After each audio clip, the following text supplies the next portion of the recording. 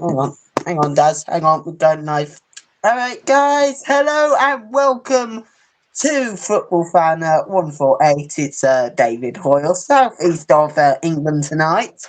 With tonight, we are going to be talking about today's Premier League and Championship results. Yes, it's definitely the results today have affected the top and bottom half of both divisions.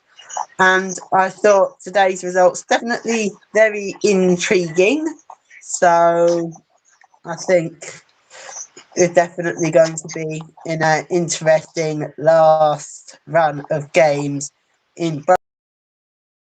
I mean, we've got it's really tight in both divisions, but I think the tightest one has got to be the championship. Seriously, I mean, you can never tell what's going to happen in that.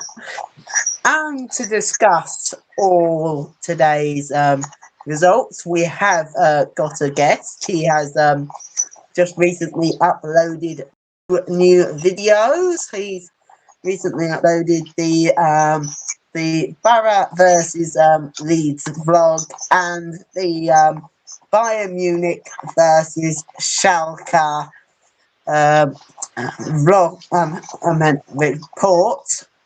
My guest tonight is Mr. Daryl Johnson. Hey, good evening. Thank you for having me on. Just there, in order for you to probably you'd probably have to be on the lines of it's David Tyrell from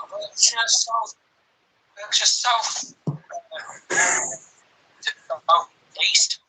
Yeah, southeast of England, yeah. Southeast of England, yeah. It's but not difference. Thank you very much for having me on. Yeah, it's not like I'd have to do that.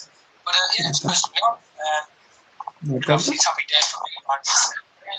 And control us a bit. And United getting a bit of framework and the draw against Leeds. So I'm looking forward to this. I've actually never been on something like this. I've been on Dan's Premier League. We've done football for me, but never done the championship and the Premier League. So yeah, it's like it's a new thing. I'm trying to figure out and all that. I'm just trying to figure stuff out on that. But anyway, let's actually talk about some of the games. And the first game we are going to talk about was the early Premier League game. It finished Fulham 0, Manchester United 3. A comfortable win for Manchester United, which takes them up to 4th in the Premier League table, but only for a few hours. If Chelsea can beat Manchester City away from home tomorrow, that is a 4 o'clock kickoff against Manchester City, and I think that's going to be an interesting game. Definitely be an interesting watch along. Definitely, and but I thought the game definitely with Manchester United, it was an easy win. We can definitely say that because Fulham, they definitely look like they're on their way back to the Championship after one season. I just really can't see them staying up now. I really can't. But Man United, what's happened under Solskjaer has absolutely been unbelievable. I mean, since he's come in, he's completely changed the style of play they did under Mourinho, and it's really proving to be effective. Because I mean, look at the results. I mean, under Mourinho, you were having more draws and defeats than wins. And in comes Solskjaer, and you're firing goals, and you're not drawing or losing as many games. You're really getting the results you want. Yeah. I'm going to Solskjaer. I mean, he's coming in from the Norwegian league. He has got Premier League experience as a player. Cardiff back in 2014. Obviously, Cardiff didn't get relegated that year, but the I mean, he's an interim manager. Look what he's done so far: 11 games, 10 wins. Still unbeaten at 11 games, and you've collected. If all 10 of those games were in the league, that would be 31 points out of 33, which would be title contending. You know, be a title form. And I think at the minute we're doing well, incredibly well. It's against some. We have done well against some teams, but we haven't really played anyone that big. Apart from obviously, Mr. Bell was the only big thing so far. We played against. Obviously, we got Chelsea, Liverpool. One way around, we got PSG, Liverpool. Let me get me words in. Right, I'm trying again. It's PSG, Chelsea in the cup, then Liverpool. 3 extremely tough games. Now in those games we'll have to see if Solskjaer can cope under that immense pressure. We showed it in Spurs, but can we do it against those 3? It's going to be tough. Today's game I felt masterclass in playoff. I saw Keane's fan come in, he said that Jones and Smalling were brilliant, but I thought that I couldn't believe the eyes and then I watched the highlights and I felt they did have a good game, and it's the first time I've ever seen him have a good game in his entire United career. But I think mostly he's been awarded with a 5-year contract. I think other than the shots, they're probably going to get permanent manager in the job. However, he won't get it unless we knock out PSG in the Champions League. Right.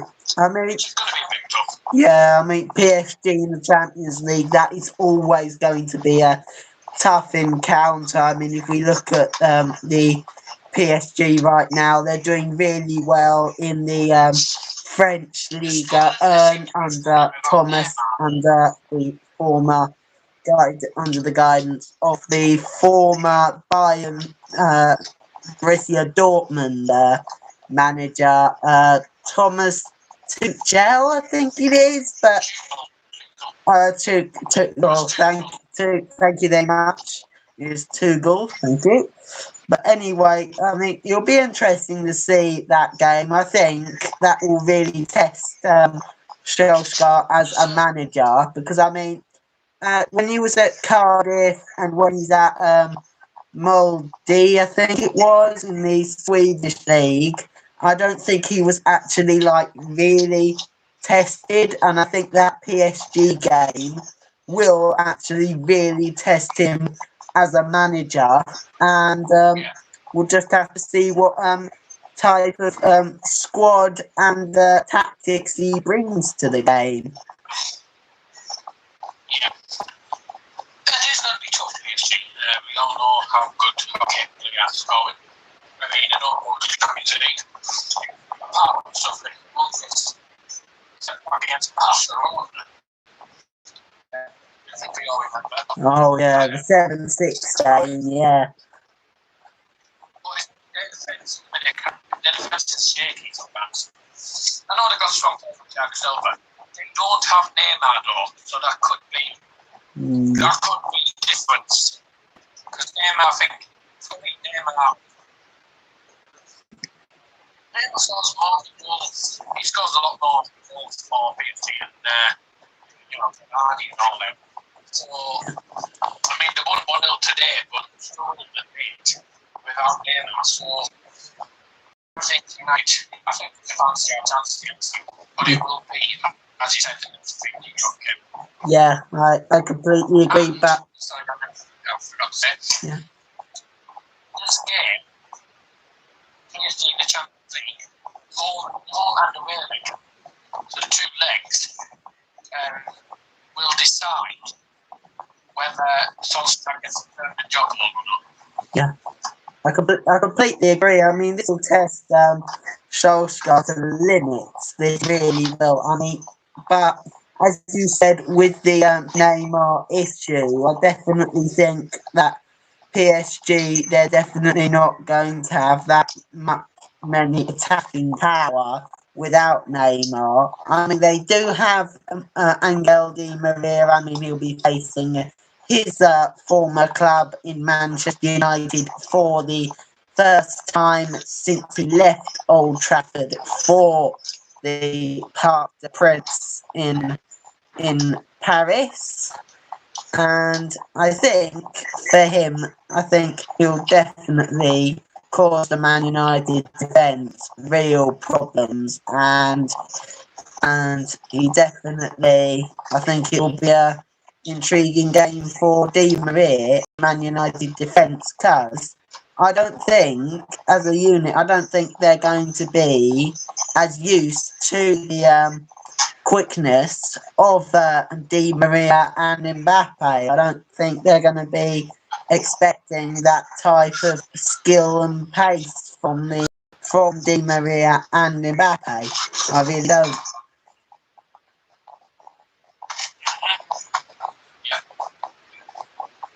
Yeah. What are your thoughts, Daz? What do you think?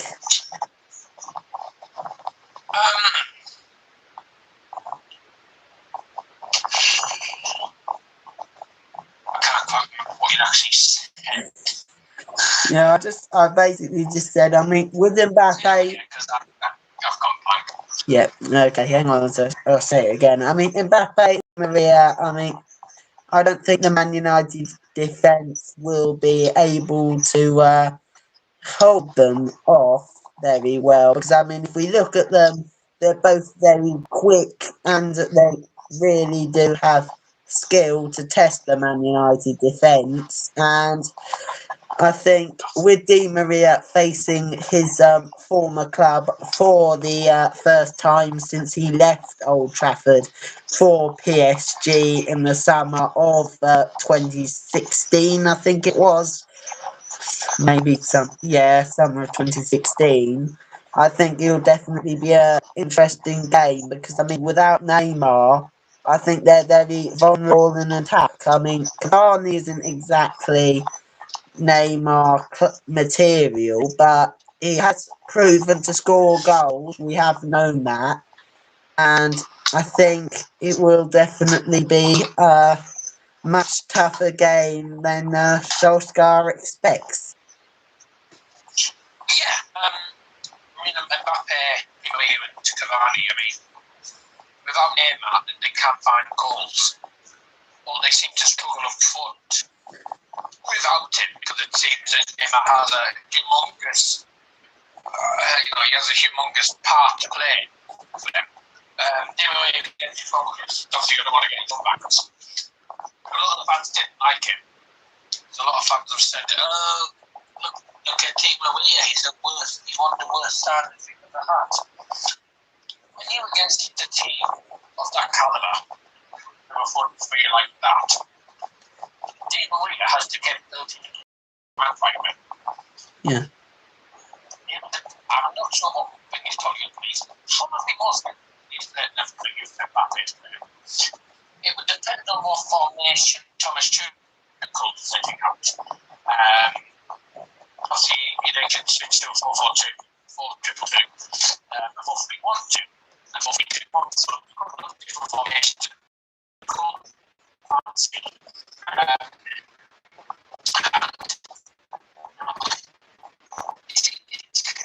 It's quite hard against a team that caliber.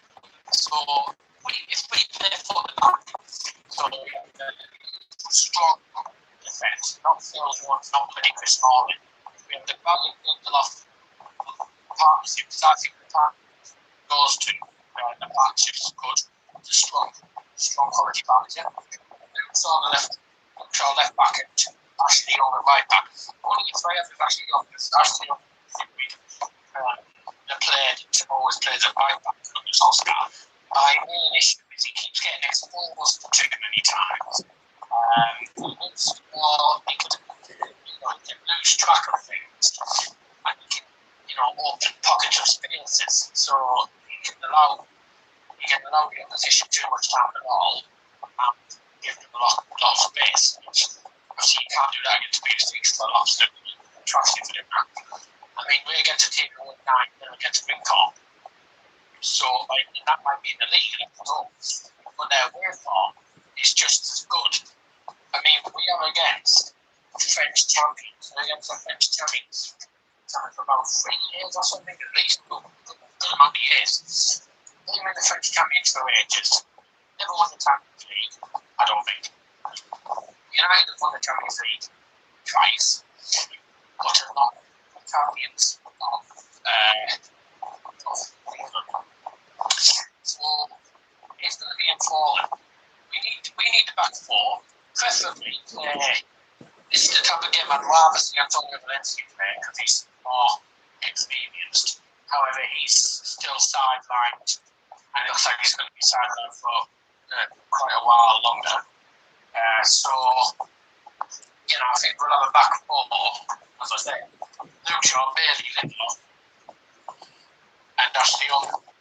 We have to keep down the hair and go because I'll admit, yeah, sometimes,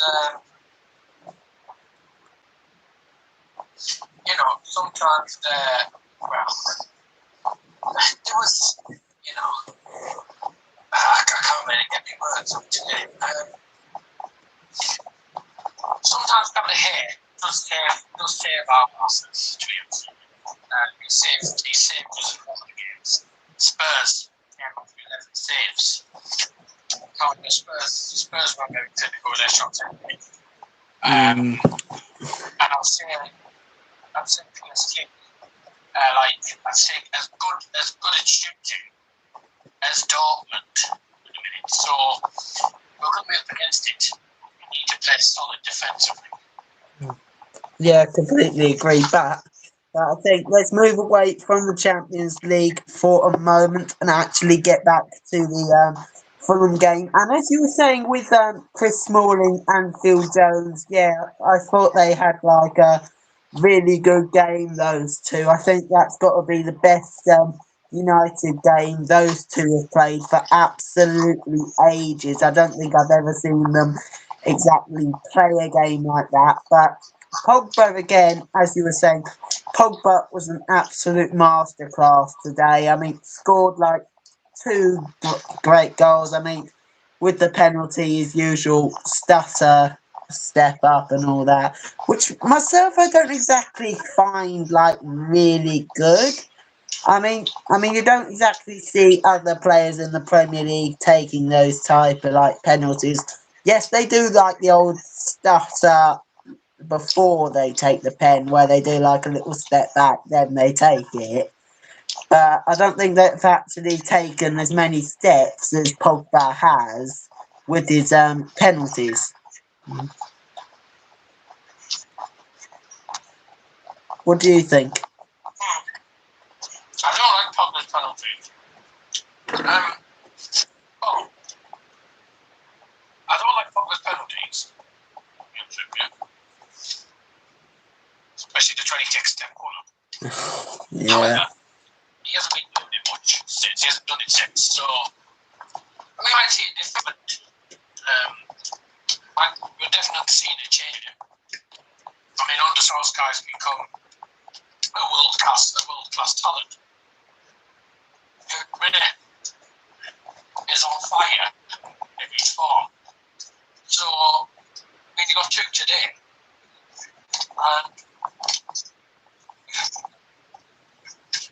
And everyone talks about the penalties, but he did about, I'd say, a 10-step one up and then smashes it in. But to be honest, it doesn't matter how good or bad the one up is, as long as it goes in the net. Yeah, I mean that's all it's about, the end product, really, isn't it? I mean, the end product. I mean, all it's about is the end product, really. It doesn't really matter about the stuff to step up. All that comes of it is the end product, to be honest.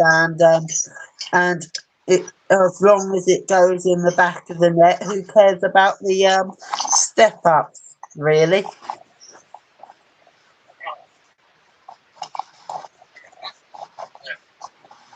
Yeah. I mean, also, I thought Martial, another brilliant game for him. I mean, the way he scored that goal he did today, I think he did really well to hold off the challenge from Adoy and just to find his spot like that. That is an absolute world-class finish, and only he is capable of doing those, of scoring those type of goals. Well, yeah, I thought Martial's finish was a top-class finish. He took it well, ran from his own half, and, finished it in style. And if he hadn't scored that second goal, we would be very comfortable until that penalty. But I think Martial, for me, it was hard for me to decide man of the match, because I was deciding whether to pick Pogba or Martial, because Martial's goal from about 50 yards out was straight into the penalty area. He finished it well. So, the goal it shows how much power Martial has come since Mourinho left. The reason he didn't go on the Chelsea was one, he had a very unprofessional nature from him, and two, I don't think they really wanted to play under him. No, I don't think many of the United players wanted to play under Jose anyhow. I don't even think Chelsea players wanted to. No, even in 2016, none of our players wanted to play under him anyway.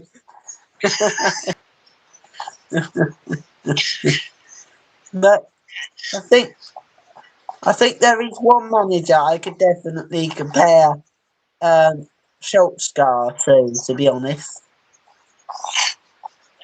I think what he's done at Manchester United is exactly what Gus Hiddink did for Chelsea when he was in charge. I mean, he took us really far. He took us really far and all that, and he did like really, really well. I mean, it's in his two interim charges. I mean, in the first one, he brought us a FA Cup, and in the second one, we didn't exactly have like a big, exactly great season, but we still managed to. He still managed to pick up the pieces and at least deliver some good performances, and that's exactly what Solskjaer is doing at Manchester United at the minute, I feel. Yeah, but Gus Hiddink for me, I didn't think Gus Hiddink was a brilliant manager for Chelsea. Yeah, he might have won a trophy or two, but look at what we did under Jose Mourinho's first season. Won Carabao Cup, and It was the EFL Cup at the time. Of course, everyone says there are two competitions that no one cares about, but you actually do, because it's part of the puzzle. And we've completed the entire trophy cabinet now, so we've got all the trophies basically now. Well, except the Champions League. No, in the history, I mean, we've never won the Europa League, and that was the only trophy that United never won. Was it? Yeah. I thought you never won. I thought there was another trophy you haven't won yet. I think that was wasn't that the Club World Cup? Didn't you win that? I don't think you won that yet. No, but that's like I don't really know now. But all I've been told is that our trophy cabinet's pretty much full, and we got all the trophies that we were capable to get. All right. Let's move on to the next game we have up our sleeves here, and that next game is I'm going to decide the Huddersfield Arsenal, which ended 2-1 to the Gunners. And to be honest, I actually thought Arsenal, with the squad they've got at the minute, I thought they would have scored more, to be honest, because I mean they're playing a shaky Huddersfield side who are destined for relegation, and also they've got a new manager who isn't exactly familiar with English football yet. And I thought for Arsenal, this is like a really good time to smash Huddersfield and grab all 3 points. But really, Well, I'll be honest with you. yeah, go If I on. was an Arsenal fan, right, I wouldn't really care what the score was as long as you got the 3 points. Oh And yeah, that's what they did. They got the 3 points. No more arguments about it, be honest with you. But I did think Huddersfield were unlucky. I mean, an own goal in the 93rd minute from Kolasinac. 4. So I'll scored all 3 goals. Kolasinac will get a lot of sticking for that. Oh, So yeah. it won't be a good game. Like I said, Maitland-Niles. DT said Maitland-Niles isn't the right back or something, but I think Maitland-Niles is doing well. Good youngster. And obviously this isn't the result I wanted as a United fan, but So you're always expecting Arsenal to win a game like that? United, Chelsea and Arsenal. Just getting tight, but yeah, I felt Huddersfield, it was quite inevitable that Huddersfield were never going to win. Huddersfield weren't going to win. However, Huddersfield had more shots than Arsenal did. They had 15, Arsenal had 9, and they dominated in possession. So Huddersfield were a better team, but Yeah. Arsenal won the game because they were more clinical with their chances. Oh, exactly. I mean, in a game of football, you have always got to be clinical with your chances. I mean, if you're like a Huddersfield Town supporter, I mean, really, you didn't take your chances. You'll be complaining about that. But if you're an Arsenal fan, you'd definitely be saying, right, good performance today. We won the game with like 2 goals, and that's what comes from taking your chances really well. Yeah. Simple, really. Yeah, really I think simple. at the end of the day, It's all about the there result. was only going to be one winner. Yeah. I think.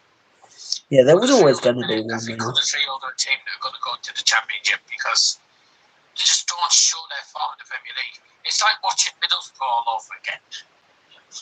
No, to be honest, Huddersfield Town, they really remind me of one team that really did struggle in the Premier League like years ago. This was like, I think it may have been at least, I don't know, 10 or 11 years ago. They kind of remind me of that Derby County team who like made the record of the lowest points tally ever.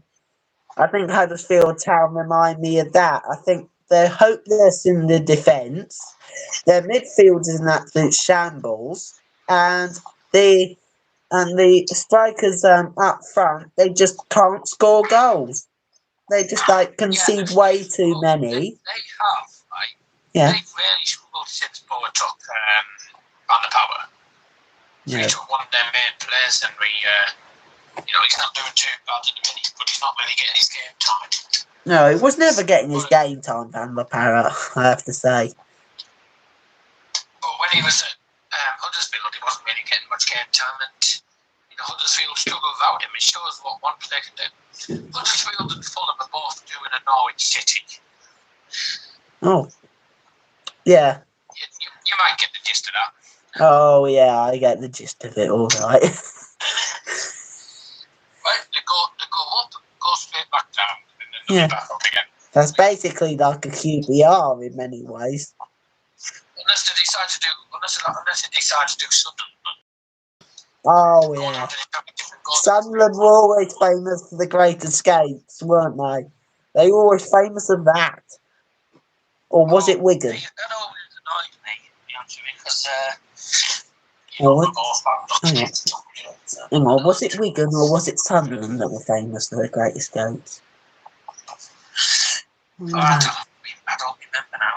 Oh, no, it wasn't Sunderland, it was Wigan. Yeah, my mistake, it was Wigan, yeah.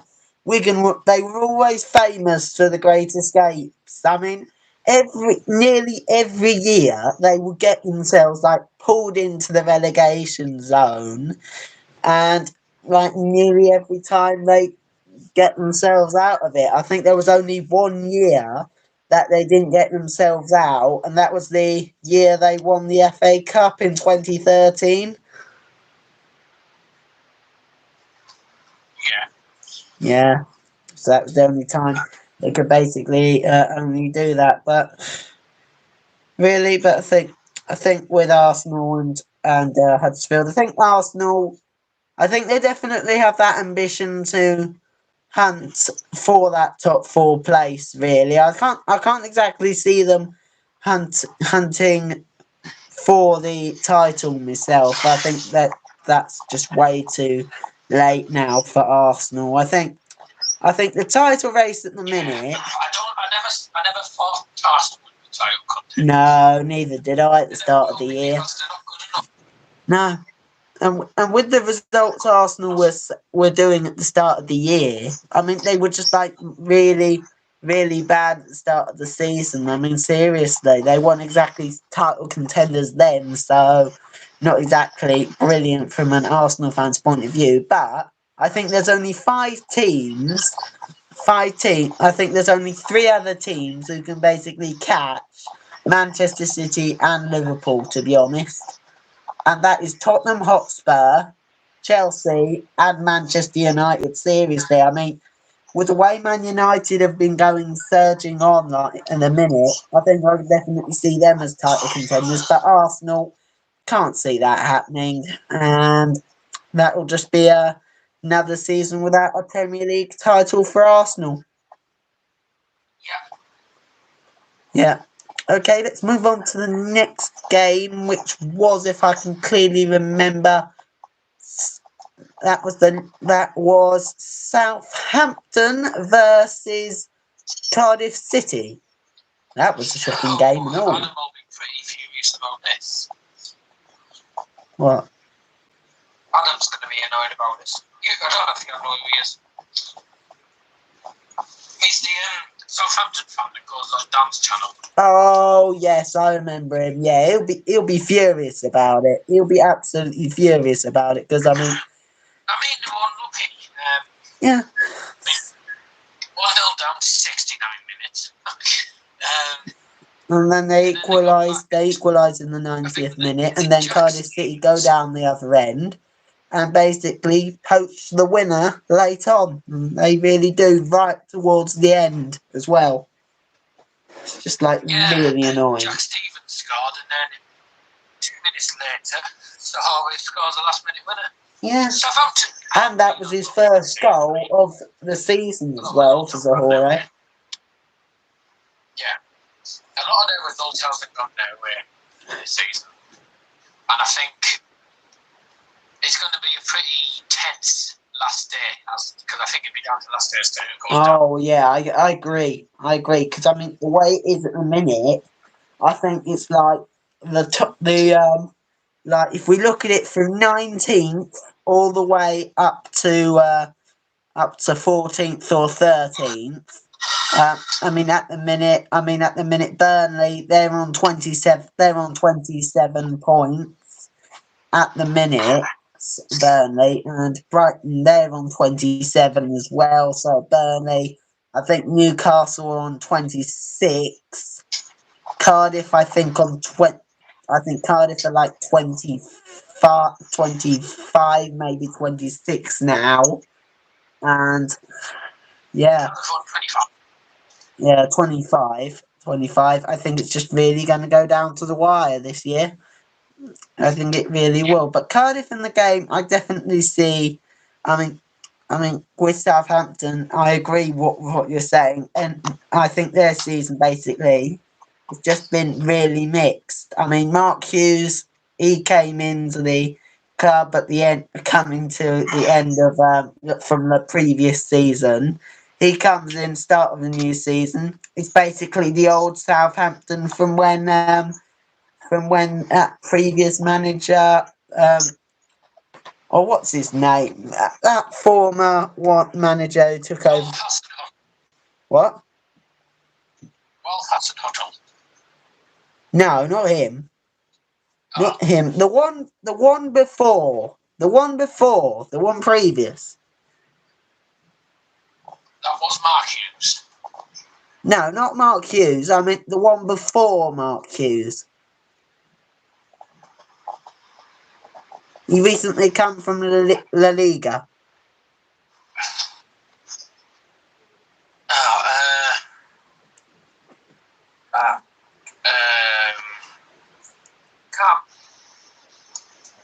I can't think. I think he was basically Pellegrini's brother. I think he's called. Oh, yep. Now I remember him. I think he was like Pellegrino or something. Oh, him. Yeah, that's him. Yeah, that's it. Pellegrino.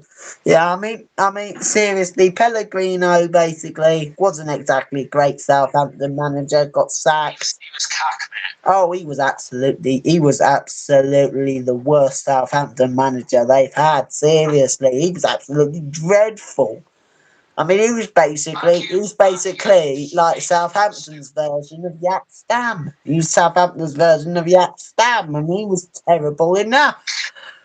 Can I just say, I don't think Mark Hughes suits the Premier League anymore. No, he's more of a Championship League One type manager now. And look at Paul Scholes. Paul Scholes never been manager. He could be getting manager recovered Oldham. No, he's got that. He's got that job now. He's been approved by the EFL to take over at Oldham, and he got his first win today. 2-0 win against Crawley, I think. 2-0 win against Crawley. I didn't look at the league scores, man. Yeah. I didn't look at the league one scores. I think it was like 2-0 against Crawley, I think.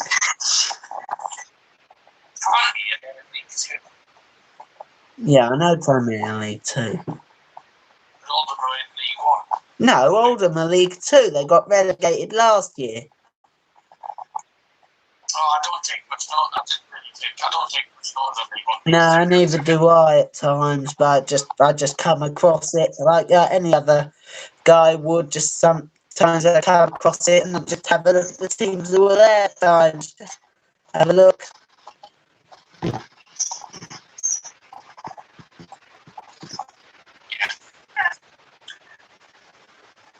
What's the next thing? The next year, no, we're still on the Southampton one. I mean, Southampton today, really, I thought they were unlucky, but I mean, Cardiff, they definitely looked like the side who looked like they would win the game, to be obvious. I mean, the last goal, Southampton were unlucky, but I think Cardiff, they just deserved the win in the end. Yeah, well, I'm just watching the highlights in a minute. A couple of clearances off the line, handball shouts. Oh, yeah. So we can definitely say that Southampton have been unlucky. Yeah, exactly. I agree with you. Southampton were really unlucky today. Their goal was a bit lucky, though. Some Bambers, the ball to the box, header forward, he just tapped it in.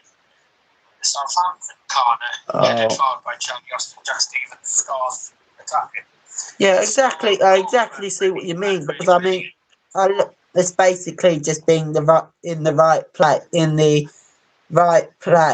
at the time. Really, it's basically just got to be in the right place at the right time. Yeah, looking at the highlights, Southampton, I'd say it looked like Southampton had the best bit of the game. Yeah.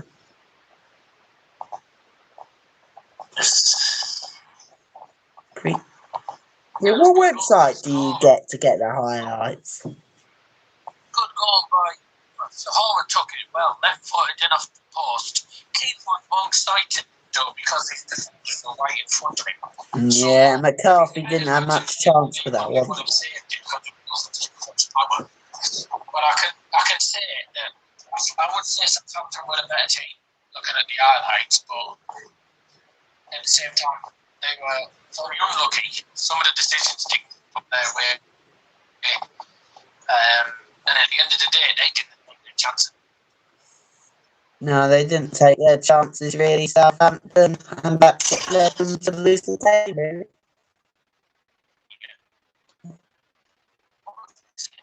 The next game I want to talk about is Watford versus Everton. We didn't talk about Liverpool, but we need to, really.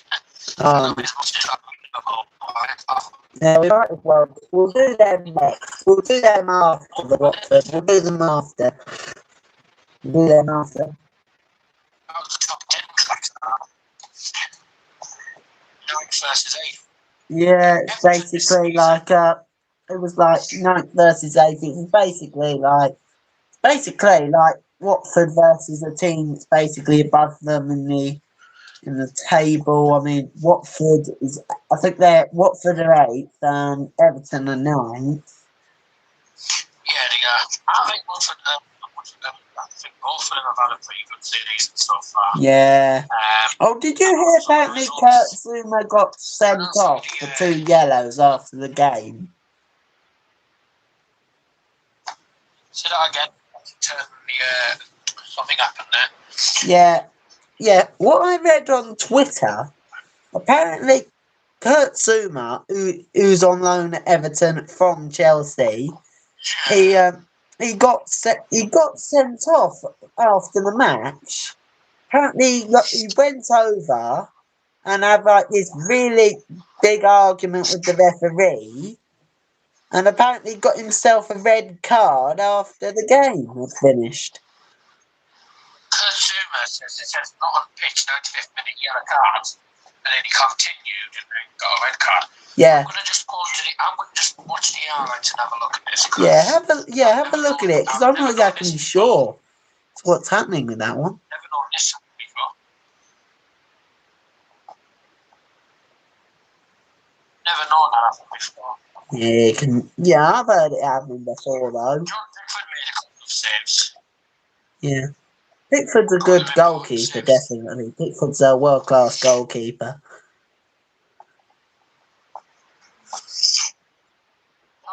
It was a late winner. Must have been a late winner. Andre Gray. Yeah, 69th minute, I think. Watching Man City there. Ball to the penalty area, flicked on, back in. Yeah. Played through and Andre Gray scores a tap-in. There's basically a Aguero goal. That's basically like the Aguero goal against Arsenal, that one. The first one, not the second or the third. I can't see anything that happened. It didn't say anything. I can't believe what I've just seen. I don't know if it's just telling on about here. I don't know. Yeah, well, a bit of a questionable red card. I'm not sure exactly what's happened there, but... Yeah, I need to... Yeah, I think... Yeah, later tonight, I need to have a look at that game. I mean, either later tonight or tomorrow morning, I need to watch Match of the Day. And seriously, I just need to have a look at that. Because, I mean, when I first saw it on Twitter, I was like, what? I mean, this is just like confusion to me. Because, I mean, what can you do? I mean, what are you doing, really, to get yourself a red card after the game had finished, really? I don't think you can do that, can you? I was just watching Tom or something happened in the Crystal Palace game. Okay. Anyway, what was the next game we were talking about? Yeah. Liverpool Bournemouth. Liverpool. Yeah, but it's pretty much a same old Liverpool performance, really. I mean, a 3-0. Yeah, 3-0 win over Bournemouth side. Not exactly doing well in the Premier League. I mean, they've not exactly got great results of late. I mean, It's quite inevitable that they win. Yeah, but it's pretty. But You look at some of the Liverpool results: 3-0, 4-0, 5-0. yeah, 2-0 stuff. They always seem to win by comprehensive margins. yeah, they really do. It's the squad they've got, Liverpool. I think the squad they've got in a minute. Yeah, I think the best goal out of the three is got to be Jorginho's one. I mean, not Jorginho. No, it's Jorginho. Sorry, sorry. I mean, Jorginho. He basically latches onto the ball and does an absolute lob over the keeper. I know what you mean. Like the second goal. Yeah, exactly. Yeah, I've just seen that by Alden. Latches onto a ball down the field. Yep, lobs it over the keeper. Bang. Keeper's off his line. It is a fantastic goal. Yeah, brilliant finish. Brilliant finish. Pretty good header, but the keeper was one-sided. Oh, yeah. Yeah, again, the keeper was completely wrong-sided by his defenders.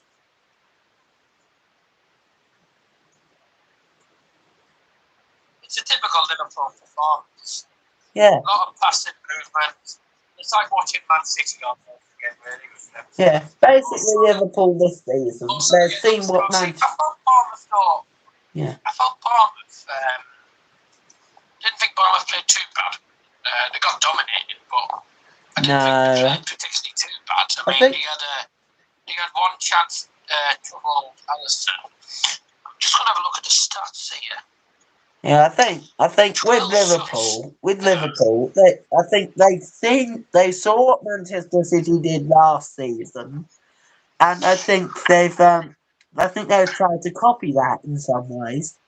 I mean, they haven't had too many defeats. I think they've only had the two defeats all season, which were against Chelsea in the Carabao Cup and Manchester City in the league. Really, they've had basically two defeats all season. Yeah. Well, yeah.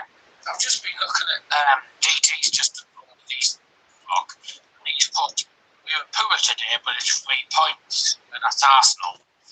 I've just been looking at stats. 20 shots, 9 on target for Liverpool. They weren't brilliant with their shots on target, but they were more clinical. That's the thing you've got to be with your chances. You've always got to be clinical. You've always got to be clinical with your chances. It doesn't matter who the opposition is. It doesn't matter what time or day the game is. You've always got to be clinical with your chances when they come around. And that's exactly what Liverpool were today. They were just so clinical with their chances. I mean, the second goal was absolute brilliance from Jorginho Wijnaldum to firstly latch onto the ball and secondly to lob it over keeper who was coming off his line. He was way off his line in the first place. But the finish is absolutely sublime from Wijnaldum. Really is. Yeah, I thought overall Liverpool's performance was good. Not sure who I could pick on the match was. I think if I've got to have a man in the match, for that game. Yeah, if I've got to have a man in the match for that game against Bournemouth, for a Liverpool point of view, I have got to go. I think I'm going to go with Jorginho Wijnaldum. I think not just for the goal. I think it's for the way he played today. He did really well. I thought from a perspective, and with the goal, I think that just capped off his performance today. I think he just did really well, and I think it's going to be really hard for Oxlade-Chamberlain to come back into a Liverpool team who is doing really well, and when a sort of man like Jorginho who's doing really well. Yeah. Well, I think if you look at the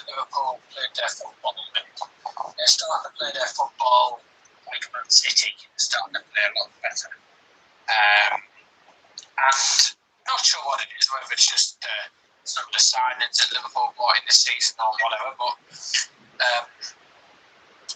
it seems to be that, to me, it seems that Jurgen Klopp is definitely transforming this team into something else. And, I agree. I agree. I think with Klopp, right? He's done very well. Yeah. With Klopp, I think he's basically done what none of the Liverpool managers could really do. He's transformed the team into the team he wants. He wants his football to be. I mean, he wants that team. He's got that team where he can play his way of football. Really, I mean, he's got some really good strikers in Mo Salah, Firmino, and Sadio Mane. He's also got a world class goalkeeper in Alisson. And some brilliant midfielders as well. I mean, what more could you want from a Liverpool side at the minute? And if I was a player coming back from injury or suspension, I think I would find it very, very hard to come back in to a Liverpool side who's doing like really, really well, and for that person to just like get back to just basically get dropped to the bench just because of certain players like come back, I would just find it like really, really hard to get back in there, especially when that player who's taken your place for the last, I don't know, 5 to 6 weeks, who's doing like really well. I just find it like really, really tough to get back in there in a minute.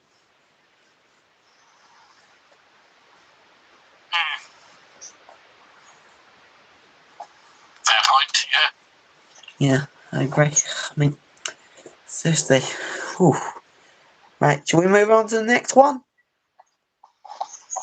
God, we're nearly an hour into this. Yeah, blimey.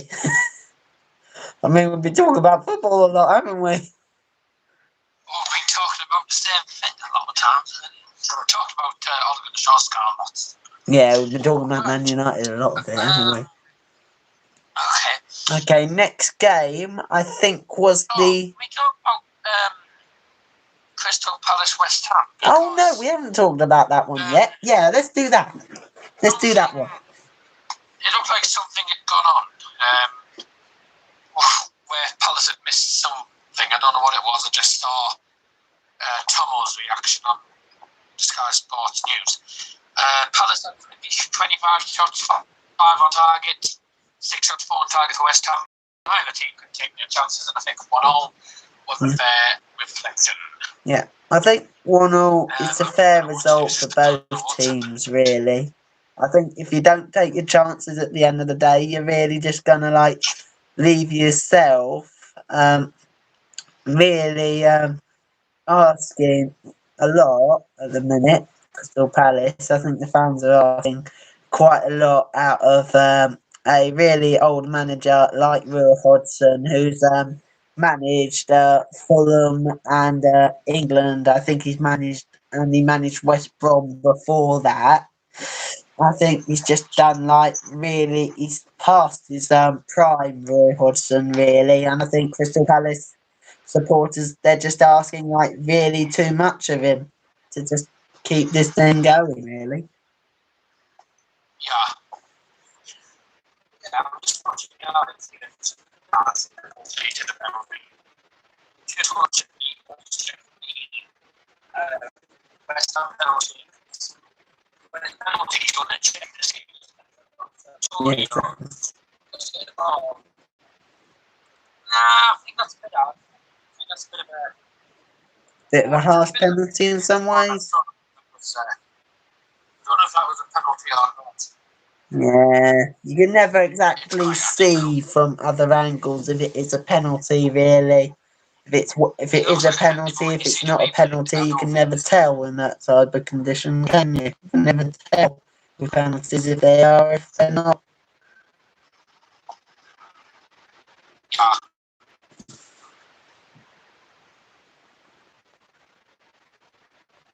Oh, that's why Tom always reacted as stuff. Oh, But Carter was like, I think it's a keeper. He took it and he missed it. That's why. Jesus Christ. I'm just saying to me, it is a poor shot. I'll be honest with you, the penalty was a bit soft. yeah, the penalty was soft, no doubt about it. Because I mean, I felt Parker's point was well taken. yeah, An overall fair result. yeah, I think. I can't get behind. Yeah, 1-1, I think it's a fair result for both teams. I mean, they take a point out of it. I mean, does help those two teams in some perspectives, really. And really just takes them up the table away from relegation at the moment. It really does. Are we going on to the Championship? Okay, I think we've got one more game in the Premier League to do. And that was the late game in the Premier League. That ended Brighton 1, Burnley 3 in that one. And to be honest, Burnley absolutely dominated over Brighton in my view. Brighton, they really had chances which they should have taken, and at the end of the day, Burnley just really did take their chances. Scored 3 goals, 2 from Chris Wood and 1 penalty from Ashley Barnes, which I could actually question in general if that is a penalty or not. I really can't tell from that if it is a penalty or not in the game. I can question some of the rest decisions as well. Yeah, they would have lost anyway, Brighton, really. Yeah, I think Brighton, it's tough times for Brighton of our year. Oh, yeah. Like, on the same form as Burnley.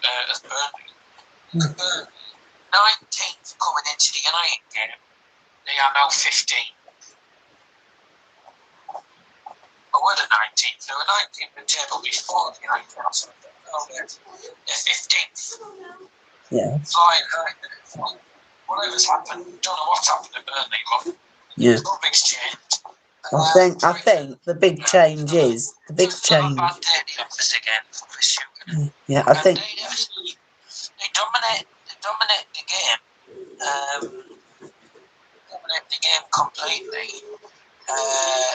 First half and the second half dominated. So, dominate the entire game, but at the same time, it's another game where Brighton didn't take their chances and got punished. Yeah, I think with what you were saying, I think the transformation of Burnley's incredible transformation, I think a lot of that credit to Sean Dyche. I think a lot of it has got to go to Tom Heaton. He's come back into the side after his injury when Burnley were really struggling. I think he's come back in and really helped the side out.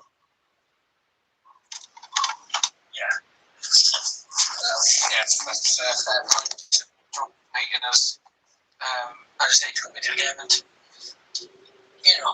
that's why he was one of England's goalkeepers, I think. And that's why he shows he's capable in the Premier League. Yeah. He showed it then, and I think to become one of the most improved goalkeepers, he could turn into double heads. Probably not. Yeah, but let me just tell you, he is getting on a bit. He's getting on a bit, Tom Heaton. I think he's 32 or 33 now, the English goalkeeper. So he is getting on a bit, and yes, So I can't exactly see it. I mean, he's definitely a game changer and everything, but I see him becoming the next David De Gea, not at his age anyway. You know, I need to go live and do the United report soon. Okay.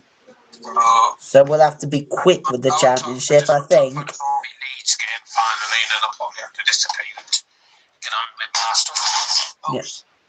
I think we'll just basically with the championship we won't go through all the results. I think we'll just basically like pick a few games and we'll talk about them. But firstly, we will actually start off the game you were watching earlier today. We will start off with the Bar Leeds.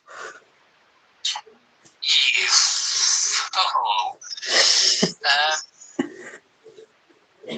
Well, I haven't actually seen the stats, so we didn't dominate them.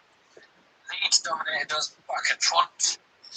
First half, it was an evenly matched game, 6 shots each, but Leeds did not have a shot on target. I mean, the shooting for Leeds was absolutely atrocious. 17 shots, 4 on target. I'm sorry, but you've got no chance of going to the Premier League with those stuff. Yeah, I completely agree. Although there was a couple of shots that McLean. There was a couple of goalmouth scrambles, which I forgot to add into the vlog. There was a goalmouth scramble where Leeds had about 5 shots, cleared off the line, hit the post. And this is on the second half, very eventful second half. One time they had a shot that hit the post, followed from the inside of the other post, and it hit both posts actually. We had 9 shots free on target. I will admit now, we got dominated left, right, and centre by a better team. We were lucky not to get absolutely tonked. Second half, we only had 3 shots, but we scored. And Leeds had 11 shots and could convert one of them. But I think, you look at it, it was a feisty game. It was always going to be a feisty game of football, wasn't it? With the lengthy stoppage because of Jack Clark. And then Calvin Phillips equalised in the 101st minute. 1 minute remaining of added time. Corner comes in the box. Front of the northwest of the outside of the actual west. I'm trying to start where the jungle is, but it's like the northwest is the left hand side of it, basically. And the corner comes into the penalty area. It's headed forward by Kemar Wolf, and then it's headed in by Calvin Phillips, but it goes, kicks the touch off down the Wells glove as it goes in.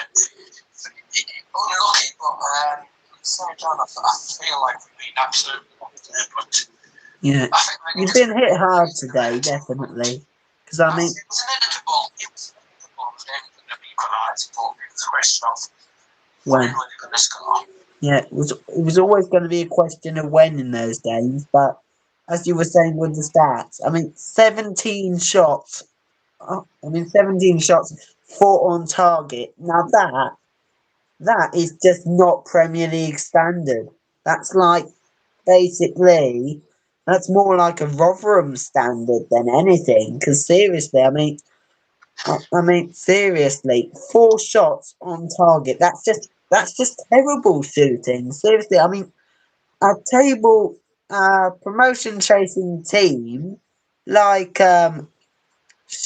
Sheffield United, Middlesbrough, West Bromwich Albion, those teams, they will definitely at least put more shots on target. I mean, if I was West Brom and I had 17 shots on goal, I would definitely at least try to be putting at least 9, 10, maybe 11 of those on target. Because, I mean, 4 shots on target like that's just not good enough, especially for a promotion chasing team like Leeds. Yeah. I mean, you look at where these 2 teams are on the table. Leeds, probably. Middlesbrough 5th now after what happened in the late game. 7 points separate Bowen leads now. If we'd won that game, we would have cut that down to 4. And that's it's football for you. Now all we need is Norwich to smash Ipswich Town 8-0. Because Leeds won't be top of the league. I mean, when you look at Bowen's next couple of games. Yeah. Bowen's next few games are not very easy ones. I mean, you've got Bristol City to come, haven't you? You've got Bristol City to that's come. In April, mate. Oh, that's April, is it? Yeah, that's April now. It's the second. Oh, okay. Yeah. Our next 5 games. Yeah. Away to Sheffield United. Oh, that's tough. That's going to be a tough one. That'll be a defeat, I guarantee. Blackburn over the way, which we should win, however. Oh, we got them in midweek, actually. We've got to play Blackburn in midweek, and then we've got to play Sheffield United on the Saturday. How weird of a coincidence is that? You play Sheffield United in midweek, we have them on the Saturday. You play Blackburn on the Saturday, we have them in midweek. What a weird coincidence is that? We then play QPR at home. Won't be an easy game. No, it won't be an easy walk. It won't be a stroll in the park. Which we should win because we have a very good record at Wigan. And then we were talking to Brentford where we already beat them and all, but it's going to be a tough one. So yeah, next 5 games, I'm expecting us to get 3 points from Blackburn, 3 points from QPR, probably a point against Brentford. We'll get beat to Sheffield United. I would expect us to get about at least probably 10 points out of that 15. Right. So I think definitely. Yeah, I'm just trying to find hours.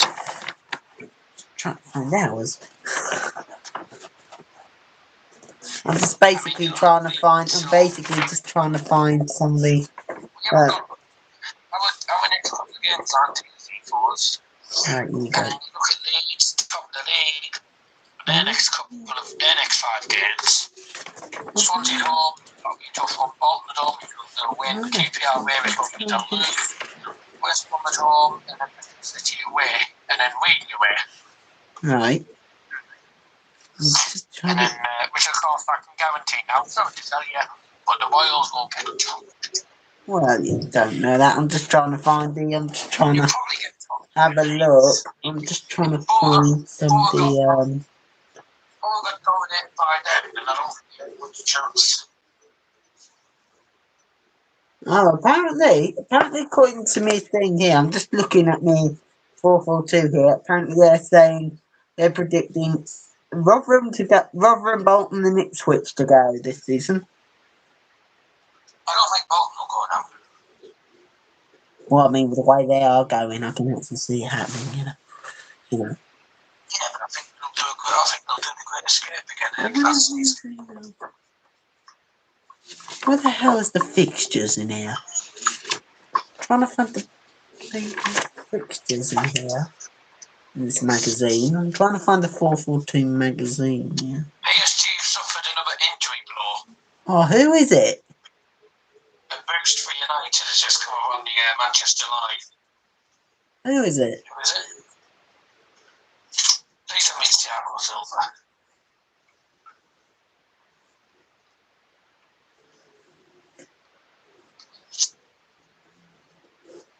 Yes! They've lost. That's 2 of their attackers gone. Who have they lost now? They've lost Edinson Cavani. Oh. Okay, so that would definitely be interesting for them. That leaves Di Maria and Mbappe.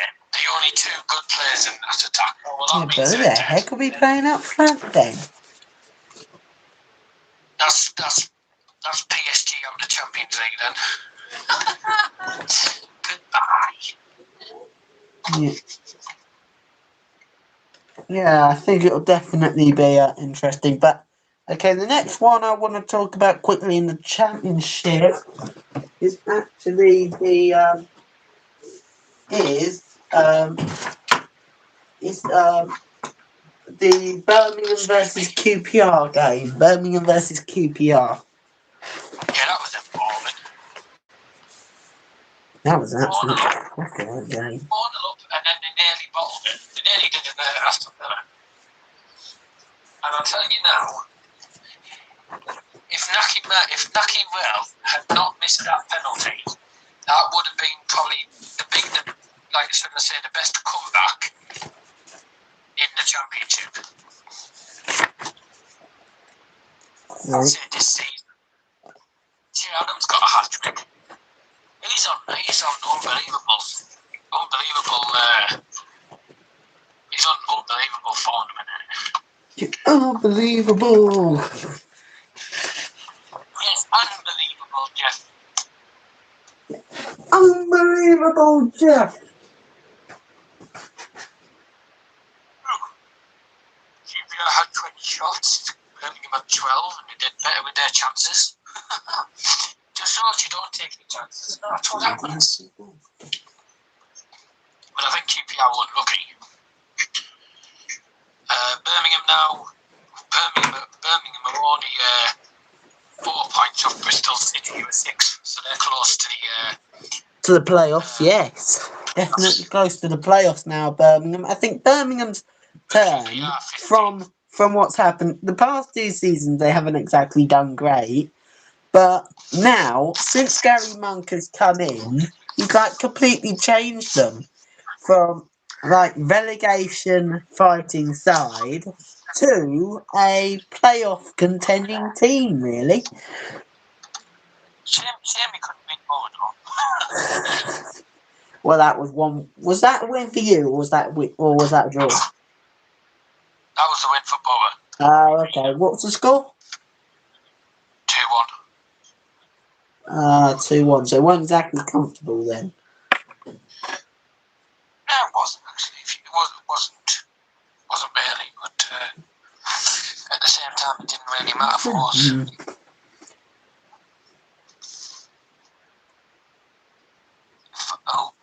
Next time. Okay.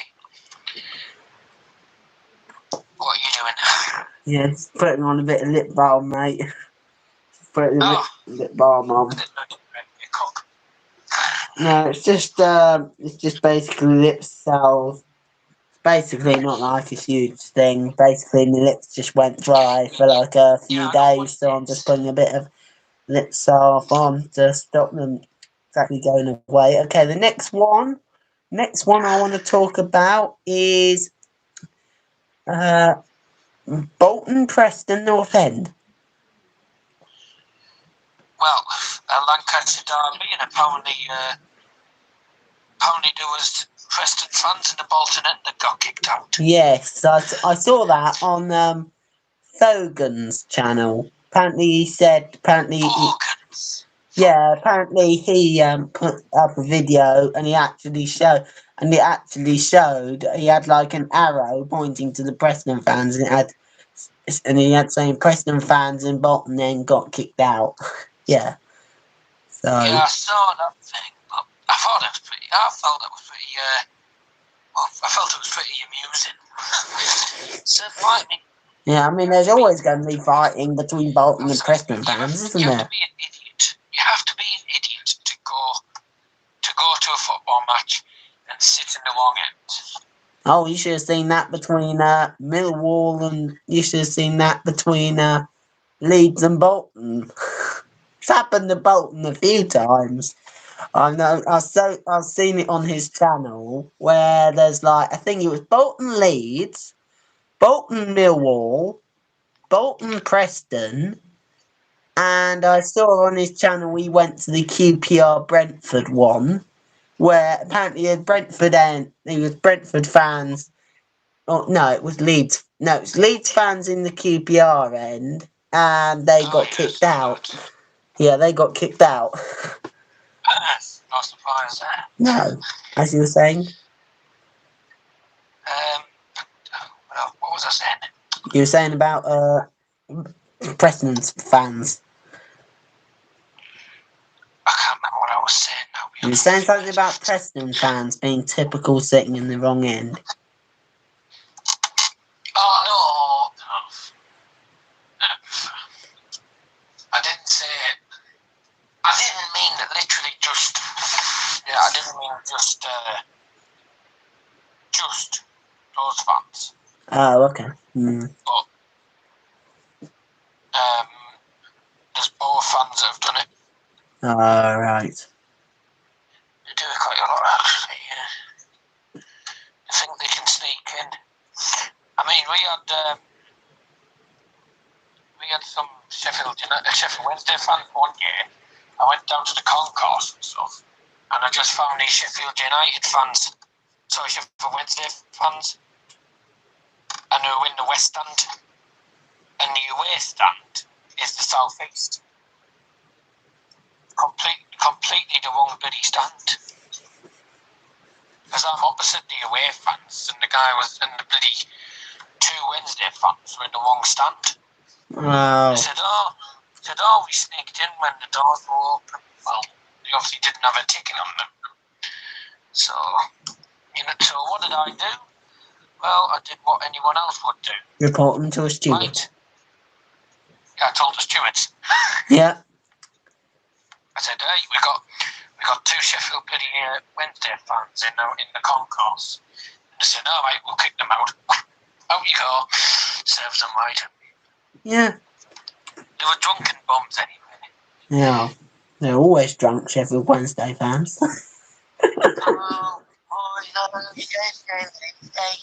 Thinking, yeah, that's definitely Wednesday fans. Yeah, exactly. Yeah, there was a steward. There was stewards. There was there was a couple of stewards in the bloody concourse anyway. So how on earth did they not notice that there were bloody fans in the wrong place? It's unbelievable what you find at the ground. It's unbelievable what you find at football matches. It's unreal. Yep. Always unreal. Those sort of things. Alright, but okay.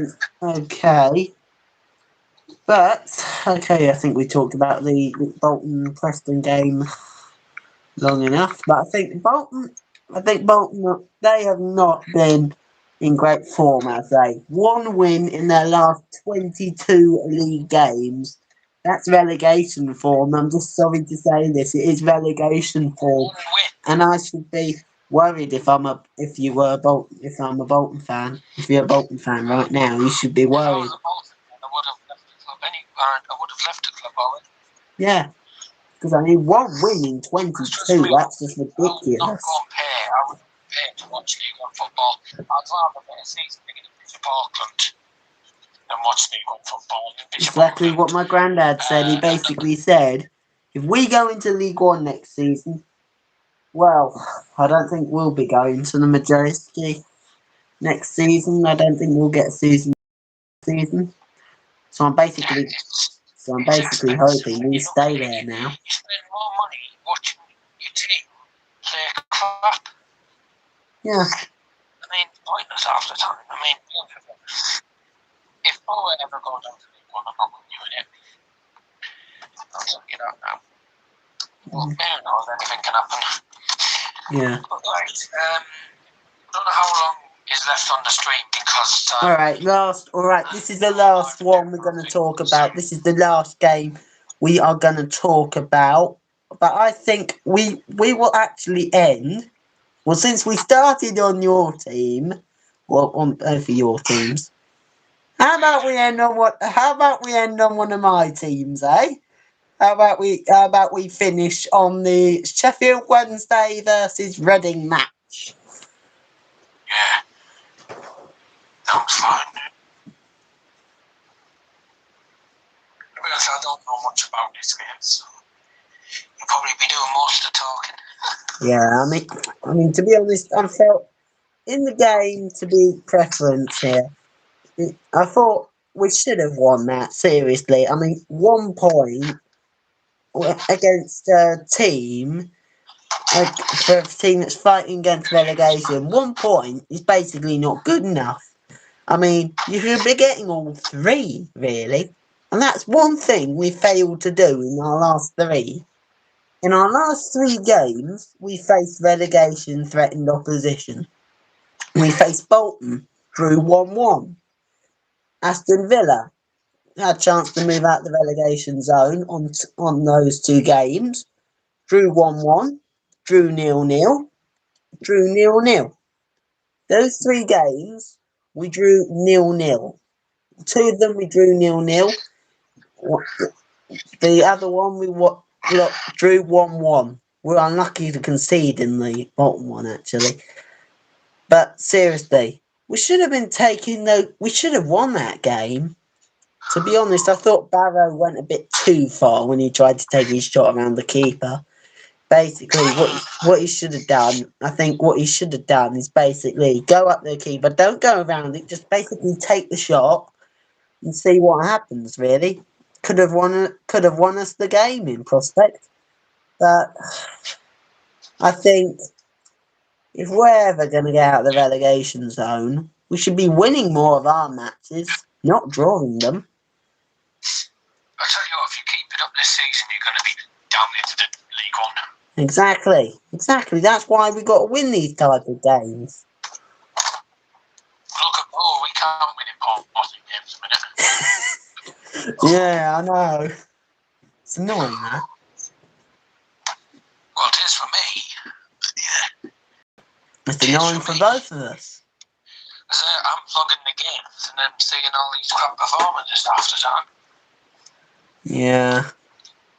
And you think the football, the prices of football at Borough is more expensive than what it is at Majeski? At the Majeski, it's at least 100 something quid. 125 for me. That's from our season ticket. 125? I think ours may be at least 90, I think 95. So as I say, yours will be less, won't be as expensive. No, I don't think. And we live in a more poor area. I'll be honest with you, everyone says Middlesbrough's a poor area. Yeah. Poor area. Don't know why, shouldn't be, but it's just the way it is. Yeah. I'd say it's 2 points dropped against a fellow struggling team. Yeah. For the Royals, but onwards and upwards you go. What? Oh, no guess at the minute it's onwards and downwards. No, I think what Gomez has done, I'm grateful for him to sorting the defence out. At least we've actually got a decent goalkeeper and a batch of defenders that can actually do well. Now, we basically need to sort out the strikers because we're not scoring. We're really not scoring. And we really need to score goals if we're going to survive relegation this season. Yeah.